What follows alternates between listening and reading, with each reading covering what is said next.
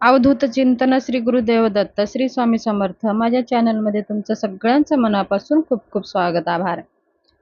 चला तर मग आज एक नवीन विषय आपलं आहे मोहिनी एकादशी. मोहिनी एकादशी विषयी आज मी माहिती सांगणार आहे. तसेच आपल्या जीवनामध्ये खूपच दुःख आहे, दारिद्र्य आहे, आपल्या घरामध्ये धनाविषयी समस्या आहेत, तर मी आज 3 तुळशीच्या पानाचे खास उपाय सांगणार आहेत. व्हिडिओ स्किप करू नका, पूर्ण पहा. आणि जर नवीन आला असाल तर एकदा सबस्क्राईब करा आणि कमेंट बॉक्समध्ये ओम नमो भगवते वासुदेवाय नमः हे मंत्र लिहायला विसरू नका. चला तर मोहिनी एकादशी कधी आहे?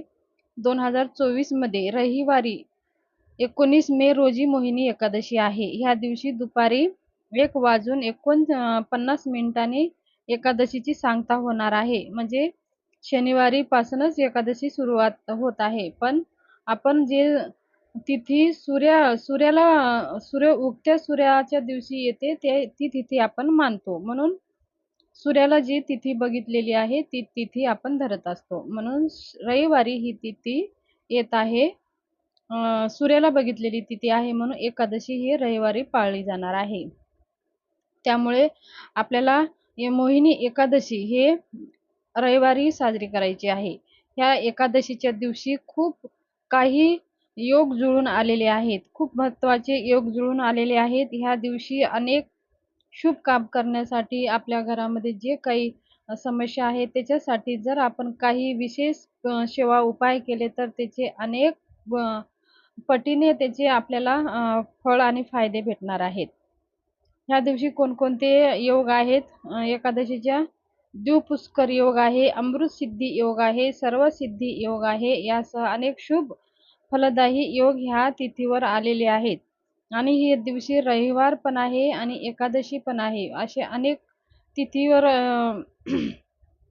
एकादशी आणि रविवार एकाच दिवशी आलेला आहे. म्हणून अजून जास्तच ह्या एकादशीचं महत्त्व आहे. एकादशीच्या दिवशी आपल्याला सकाळी लवकर उठायचं आहे. लवकर उठून आपल्याला शुद्ध अंघोळ करायचं आहे. अंघोळीच्या पाण्यामध्ये थोडंसं आपल्याला चिमूटभर हळद घालून अंघोळ करायची आहे. आणि त्याचबरोबर गोमूत्र जर असेल, गोमूत्र टाका किंवा गंगाजल असेल तर गंगाजल टाकून तुम्ही स्नान करायचं आहे. नसेल तर तुमच्याकडे पंचगव्य असेल किंवा उटणं असेल तर ह्या सगळ्या वस्तू लावून आपल्याला अंघोळ करायचं आहे एकादशीच्या दिवशी. मग आपल्याला उठल्या उठल्या अंघोळ झाल्याच्या नंतर आपल्याला सूर्याला जल अर्पण करायचं आहे.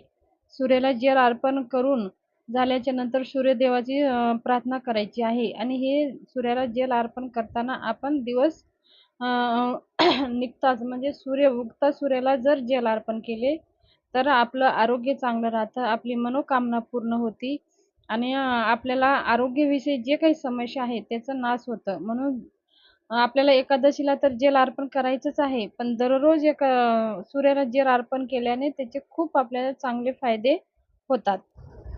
मोहिनी एकादशी भगवान विष्णूचे मोहिनी रूप मानले जाते.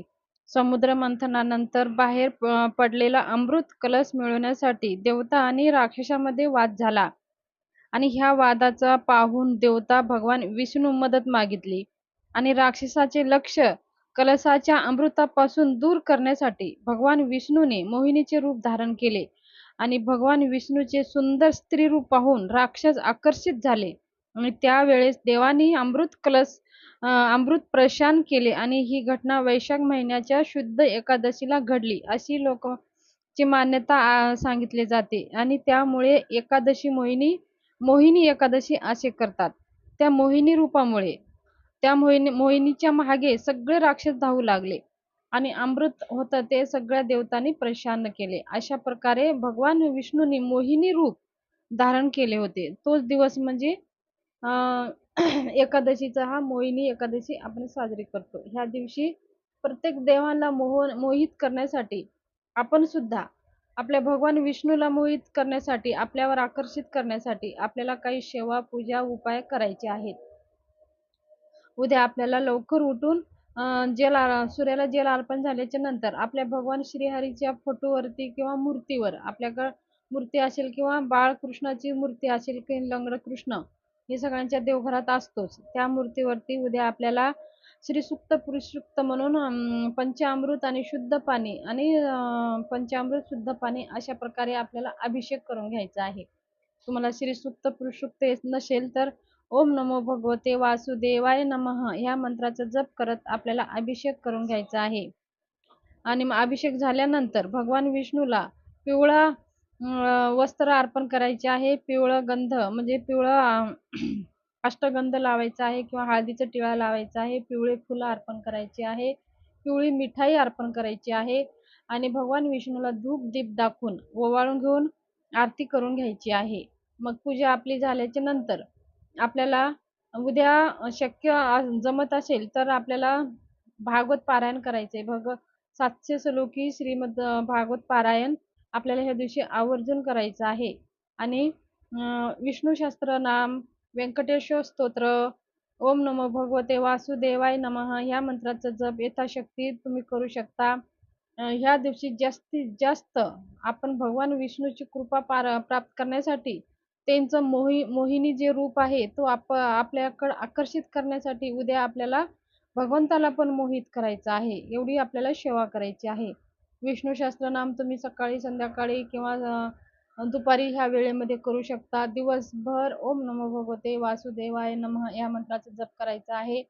आणि उद्या रविवार आहे आणि एकादशी आहे. तुळशीला आपल्याला स्पर्श करायचा नाही, म्हणून आपण तुळशीला स्पर्श करायचं नसतं. पूजा बाहेरूनच पूजा करून घ्यायची आहे आणि हळदी कुंकू अर्पण करायचं आहे आणि ओम नमो भगवते वासुदेवाय नमः या मंत्राचा जप करत तुळशीजवळ एक शुद्ध तुपाचा दिवा लावायचा आहे आणि भगवान विष्णूजवळ सुद्धा एक शुद्ध तुपाचा दिवा लावायचा आहे.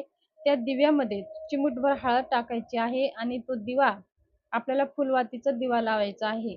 असे केल्याने घरामध्ये आपल्या घरामध्ये अखंड लक्ष्मी राहते. घरामध्ये धनाची कधीही कमी पडत नाही.